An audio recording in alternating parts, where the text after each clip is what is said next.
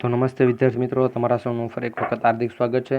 તમને બધાને એક વિડીયોમાં કીધેલો હતો એ પ્રમાણે તમે વિડીયોને શેર કરેલો છે. તો મિત્રો આપણે વિદ્યાસહાયક ભરતીનું જો ક્રમિક થાય તો ટેટ 2 માટે એટલે 6 થી 8નું વિષયવાર કટ ઓફ કેટલું રહેશે એની આજે ચર્ચા કરીશું.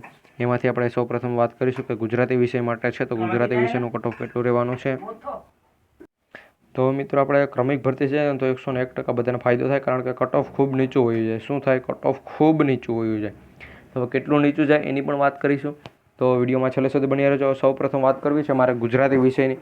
સામાજિક વિજ્ઞાન હોય, ગણિત વિજ્ઞાન, તમામની વાત તો કરીશું. હિન્દી, સમાજ, ગણિત વિજ્ઞાન, અંગ્રેજી, સંસ્કૃત, બધા વિષયની વાત. એટલે ચિંતા કરવાની જરૂર નથી કોઈ. અંગ્રેજીનું પણ આ રીતે એક નંબર બનાવેલું છે.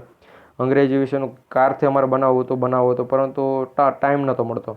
પછી ટાઈમ મળ્યો 2 દિવસનો. 2 દિવસમાં અંગ્રેજી વિષયનું ફૂલ એનાલિસિસ કરીને બનાવેલું છે. તો આપણે સૌપ્રથમ વાત કરીશું ગુજરાતી વિષય માટેની. તો વિડીયોમાં છેલ્લે સુધી બની રહેજો. ચેનલ પર ન હોય તો ફટાકથી એક લાઇક કરી દેજો અને ચેનલને સબસ્ક્રાઈબ પણ કરી લેજો, જેથી કરી નાના મોટા વિડીયો અમે બનાવતા રહીએ. તો પહેલાં તો હું મિત્રો તમને સમજાવી દઉં કે આમાં કઈ રીતે મેં બનાવેલું છે. આખું એનાલિસિસ મેં નહીં, પરંતુ મિત્રો અમારી આખી ટીમે. બાકી હું કહું કે મેં બનાવેલું છે તો આખી ટીમ પછી મને એમ કહે કે લા ભાઈ આમ આપણે બધાએ ભેગા મળીને બનાવેલું છે. તો ભાઈ આખી ટીમે ભેગા મળીને બનાવેલું છે. ઓકે, તો ભાઈ જનરલ કેટેગરી અહીંયા આપેલી છે. અહીંયા કેટેગરી આપેલી છે. અહીંયા જગ્યા કે ભાઈ એની કેટલી જગ્યા હતી, જગ્યાનું એનાલિસિસ કરેલું છે. એટલે જગ્યા તો લખવી જ પડે ને. તો એમાં ઓપન કેટેગરીવાળા કેટલા છે? ભાઈ ઓપનમાં તો ઓપનના જ હોય. એના પછી કેટલા જશે, ક્યાં જશે એની ઘેરે નહીં, પરંતુ એ ઓપન કેટેગરીમાં કેટલા જશે એની કેટેગરીમાં. તેના કેટેગરીની જગ્યાઓ કેટલી રોકાશે. જેમ કે 172 છે તો અહીંયા આપણે એસસી, ઓબીસી એ બધી કેટેગરી કે જેમાં એને અનામતની જગ્યાઓ એની હોય. તો એ પ્રમાણે પણ તમને સમજાવતો છે જેમ કેટેગરી હાથમાં આવશે. અને કટ ઓફ કેટલું છે? 68.9159 ફાઇનલ એટલું જ રહેશે મિત્રો. 101%, કારણ કે ફૂલ એનાલિસિસ છે આપણે ધોરણ 1 થી 5નું બનાવેલું છે ને એટલું રહ્યું છે, એટલે હું 101% કહું છું. બાકી મિત્રો કંઈક ફેરફાર થઈ શકે થોડા ઘણો. બાકી મિત્રો આપણે ધોરણ 1 થી 5 માટે જે પણ બનાવેલું છે પ્રથમ તબક્કાનું એટલું જ રહેલું છે. એ વાત તમને ખૂબ આનંદ પણ છે. એના પછી મારે વાત કરવી છે કે આપણી જે પણ કેટેગરી છે ઓબીસી કેટેગરી, કે જેમાં ભાઈ ટોટલ 76 જગ્યા છે, કે જેમાંથી ઓપનવાળા ટોટલ 85 ઉમેદવારો હોઈ શકે.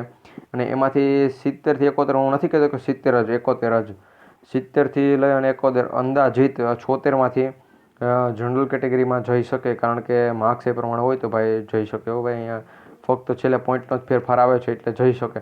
અને એમાંથી પણ 6-7 ઉમેદવારો છે કે જે પોતાની કેટેગરીની જગ્યા હોય છે એ સંભાળી લે આરામથી.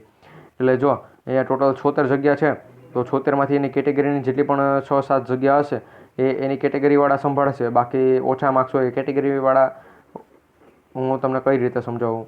તો અહીંયા જો 76 જગ્યા છે કે જેમાંથી 6 જગ્યાઓ છે, 70 ઉમેદવારો છે કે જે જનરલમાં વયા જાય, અને 6 જગ્યાઓ છે કે આની ઓલરેડી ઓબીસીની 6 જગ્યાઓ આપેલી છે. હું એક્ઝામ્પલ લઉં છું કે 6 જગ્યાઓ આપેલી જ છે કે અનામતની, કે એમાં કોઈ પણ જઈ શકે નહીં. તો આ 6 ઉમેદવારોને ઓછા માર્ક્સ છે એટલે પોતાની જગ્યા એ સ્વીકારી લે. ઓકે, એ પ્રમાણે છે. તો એનો કટ ઓફ કેટલું છે કે 68.5158 છે.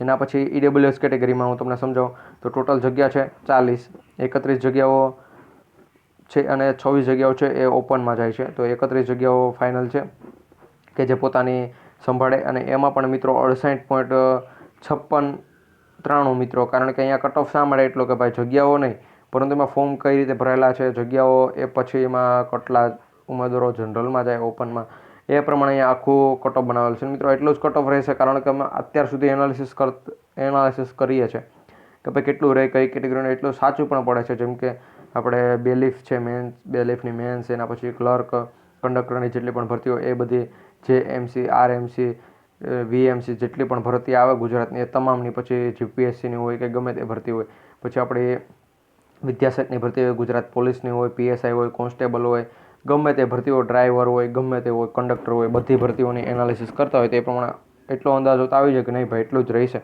પેપર અઘરો સરળ એ તો પછીની વાત છે, પરંતુ આમાં તો મેરિટ પ્રમાણે હોય તો એ પ્રમાણે અહીંયા એટલું એનાલિસિસ તો ભાઈ ખબર પડી જ જાય આપણે. તો એમાં એસસી માટે 21 જગ્યા, એમાંથી 33 કઈ રીતે, અહીંયા ઉપર તમે ભાઈ એક વખત જોઈ લેજો. આ નાનું કરી દઉં છું જેથી કરી તમને ઉપર પણ ખબર પડે. ઓપનવાળા 33 કેટલા જશે, એમાંથી કેટલા જશે ભાઈ ઓપનમાં. અને એનું કટ ઓફ છે એસસી માટે 68.8893 મિત્રો. અહીંયા બધાથી હાઈ છે. એનું કારણ છે ભાઈ હાઈ રહેવાનું, એ પણ તમને સમજાશે. તમને ખબર હોય તો. અને ટોટલ આપણે એસટી કેટેગરીમાં 84 જગ્યાઓ છે. એ કટ ઓફ હાઈ શા માટે છે? હવે તમે વિચારો, તમે તમારી રીતે વિચારો. જો તમને નથી વિચારાવતો તો હું વિચારાવું તમારા મનમાં, એમ કહું કે આવી રીતે વિચારજો.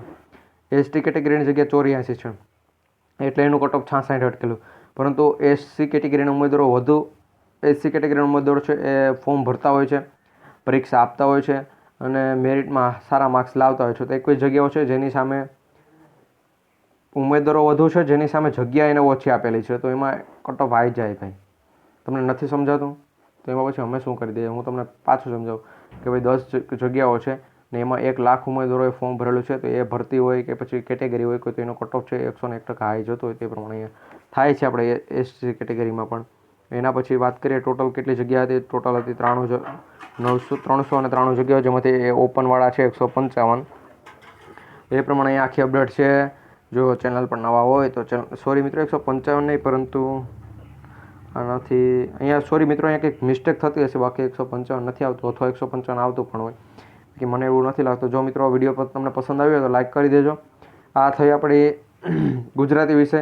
આવી જ રીતે મિત્રો સંપૂર્ણ એનાલિસિસ વાળું આવશે. અંગ્રેજી, સામાજિક વિજ્ઞાન તમામ વિષયોના આ પ્રમાણે આવી જશે. તો એના માટે લાઇક, શેર, સબસ્ક્રાઈબ માંગીએ છીએ. બસ લાઇક, શેર, સબસ્ક્રાઈબર કરી નાખજો. બને એટલા સપોર્ટ કરજો તો શું તમામ કેટેગરીનો આવી જાય. તો મળીશું ફરી એક નવા વિડીયોમાં. જય હિન્દ, જય ભારત.